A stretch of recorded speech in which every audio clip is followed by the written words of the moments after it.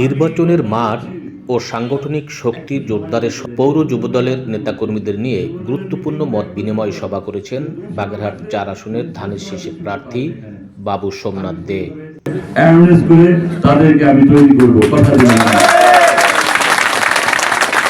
সভায় প্রধান অতিথি হিসাবে উপস্থিত হয়ে আসন্ন রাজনৈতিক চ্যালেঞ্জ মোকাবিলায় ঐক্যবদ্ধ থাকার আহ্বান জানান সোমনাথ দে।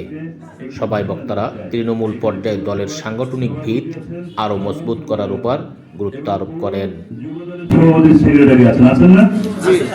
আপনারা এই যে পৌরসভা যে যুবদল নেতৃবৃন্দ রয়েছেন, নেতা এবং কর্মী, এরা যে যে ইউনিটে আছেন সেই ইউনিটের আপনারা 20 জন হোক, 30 জন হোক, 40 জন, 50 জন করে একটা ইউনিট করে দেন।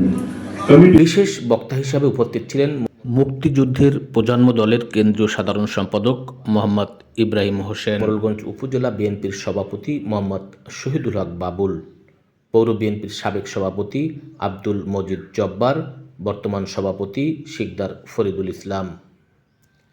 অনুষ্ঠানে প্রধান বক্তা বাগেরহাট জেলা যুবদল নেতা মোল্লা সুজয় উদ্দিন সুজন তার বক্তব্যে যুবদলকে রাজপথের লড়াইয়ের অগ্রণী ভূমিকা পালনের নির্দেশ দেন।